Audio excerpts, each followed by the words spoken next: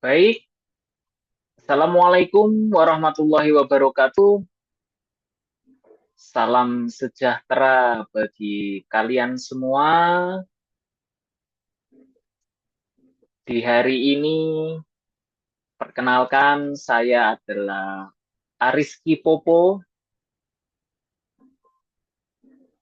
dengan niat untuk mempresentasikan sedikit tentang e-book yang saya tulis dengan judul Menata Emosi Saat Stres Tiba dan Ketidakpastian Melanda. Ini cover bukunya, di mana tambahan subjudulnya adalah Jangan Takut, Hadapi Bos Secara Bijak, meskipun dia itu manusia ataupun ketidakpastian. Di sini ada covernya ya, ada gambarnya, di mana di sebelah kiri ini ada seorang navigator atau pelaut. Ini background saya bila lagi on duty. Dan di sebelah kanan ini adalah seorang entrepreneur di wirausahaan. Ini apabila saya sedang di rumah atau cuti. Nah, perbedaannya adalah bila saya menjadi seorang navigator atau bekerja di sebuah perusahaan, maka bos saya adalah manusia. Nah, ini bosnya tampak garang sekali. Nah, akan tetapi apabila saya sebagai entrepreneur atau wirausaha, maka bosnya adalah sang ketidakpastian. Nah, akan tetapi untuk menghadapi bos yang sama ini, yang berbeda hanya wujudnya, yang satu bisa dilihat, yang satu tidak bisa dilihat, karena uncertainty, tidak pasti, maka jalan simpel yang saya lakukan selama bertahun-tahun adalah dengan nafas, rileks, dan tersenyum. Buku ini saya dedikasikan sebagai teman perjalanan buat Anda-Anda yang sedang lelah menghadapi stres dan ketidakpastian. Jadi pendahuluannya adalah stres dan ketidakpastian adalah bagian yang tak terhindarkan dari hidup. Emosi adalah energi yang selalu bergerak. Jadi kepanjangan dari emosi adalah energy in motion. Jadi ada emosi atau sesuatu yang bergerak, terus-menerus bergerak. Karena energi itu kan tidak bisa dilenyapkan, akan tetapi dia dapat berubah bentuk. Nah, jadi emosi ini adalah energy in motion. Jadi sesuatu yang bisa Anda rasakan di dalam diri dan itu bergerak. Nah, ini dia. Itu namanya emosi. Dan tujuan dari buku yang saya tulis ini adalah untuk memberikan kepada Anda tentang pemahaman ilmiah, panduan praktis, dan juga inspirasi perubahan hidup Anda. Nah, untuk memahami stres dan ketidakpastian, stres itu definisinya adalah respon alami tubuh terhadap ancaman atau tekanan. Jadi apabila Anda mengalami sesuatu hal yang mengancam atau menekan diri Anda, maka itu disebut stres. Tapi stres ini adalah alami ya. Jadi dia hanya sebuah respon karena adanya kontak antara diri Anda dengan objek yang ada di luar. Dan jenisnya dari stres ini ada eustress, ini adalah yang positif, dan distress, ini yang negatif. Dan distress inilah yang akan kita manfaatkan. Dan ketidakpastian itu memicu rasa takut di otak. Nah, dan ini yang disebut amigdala. Nah, ada di otak. Dan dampaknya apabila kita terus-menerus menggunakan distress ini atau stres yang sudah tidak bisa dikelola dengan baik, maka akan menyebabkan gangguan kecemasan, depresi, dan burnout. Burnout ini Anda sudah sangat-sangat lelah sekali. Akhirnya timbul kemarahan, itu juga bisa di burnout.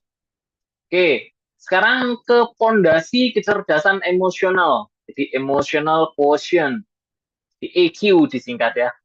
EQ adalah kemampuan mengenali dan mengelola serta memanfaatkan emosi. Nah, ada 4 komponen, yaitu kesadaran emosional, manajemen emosi, empati, dan hubungan sosial.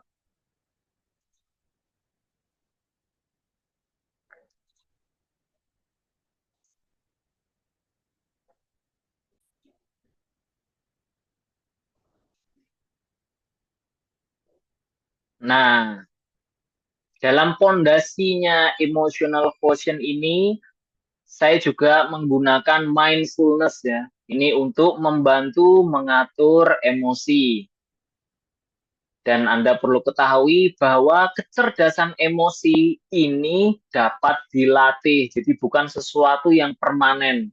Untuk itu, kita semua masih memiliki kesempatan untuk berkembang menjadi lebih baik.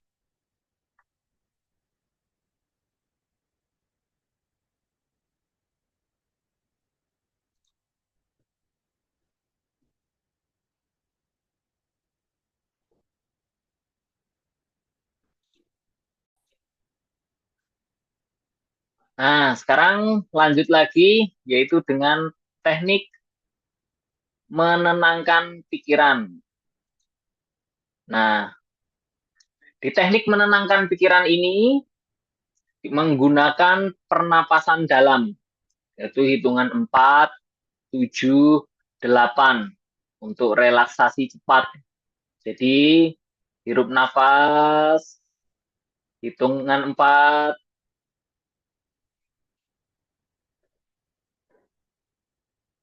hembuskan lagi, 4.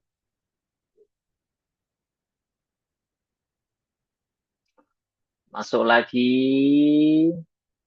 Nah, sesuaikan dengan hitungannya ya. Dan yang kedua, yaitu adalah dengan teknik grounding. Jadi, ini ada 5 items, dan itu akan lebih dijelaskan di dalam buku yang saya tulis. Dan ini juga dimaksudkan untuk mengatasi kecemasan. Jadi, teknik grounding ini lebih menitik beratkan pada Anda ini menyalurkan kecemasan Anda terhadap barang-barang yang Anda bisa sentuh gitu. Anda bisa lihat gitu. Jadi niatnya itu dari dalam mengekspresikan energi yang ada di dalam ini keluar gitu. Tapi dalam bentuk sesuatu yang bukan merusak ya. Jadi gitu. Ini adalah teknik grounding. Makanya kita menyalurkan itu di grounding. Jadi yang ketiga ada visualisasi positif. Di sini saya lebih sering menggunakan visualisasi cinta kasih ya. Dan di sini ada journaling atau terapi seni dan musik. Nah, journaling ini sama dengan di buku harian dan terapi seni dan musik. Anda bisa menggunakan seni dan musik untuk mengekspresikan diri Anda, untuk menenangkan pikiran. Nah, dalam membangun ketahanan mental, atau dalam bahasa Inggris resilience, kemampuan bangkit dari kesulitan. Lalu komponen-komponennya adalah resistensi dan pemulihan serta transformasi. Lalu juga memerlukan dukungan sosial dan pola pikir yang positif. Nah, strategi untuk mengatasi ketidakpastian di sini menerima ketidakpastian sebagai bagian dalam hidup. Itu yang pertama. Yang kedua, fokus pada hal yang bisa dikontrol. Tiga, membuat rencana cadangan atau plan B. Terus yang keempat, ini mengurangi overthinking. Jadi pemikiran yang berlebihan itu dikurangi. Berpikir yang tidak perlu itu perlu dikurangi. Nah, caranya yaitu dengan pola hidup sehat untuk emosi stabil. Jadi sarannya yang pertama adalah tidur cukup 7 sampai 9 jam. Kedua adalah nutrisi yang seimbang, magnesium, omega 3 dan lain-lain. Dan ingat, sebenarnya nutrisi seimbang ini tergantung pada tubuh orang masing-masing. Jadi sesuaikan dengan diri Anda. Dan olahraga rutin juga sama, digital detox juga sama.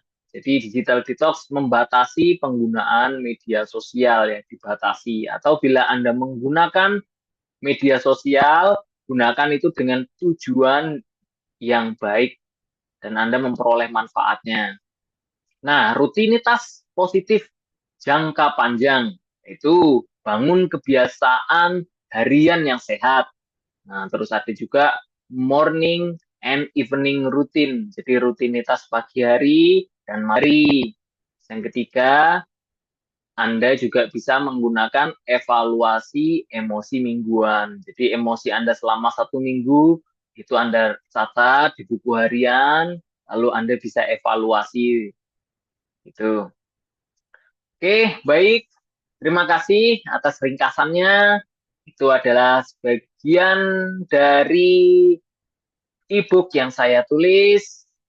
Apabila Anda merasakan manfaatnya, saya sangat bersyukur dan berterima kasih pada kalian yang telah membeli buku yang telah saya tulis. Apabila ada kekurangan ataupun ucapan saya menyinggung, saya mohon maaf. Terima kasih atas perhatiannya. Wassalamualaikum warahmatullahi wabarakatuh.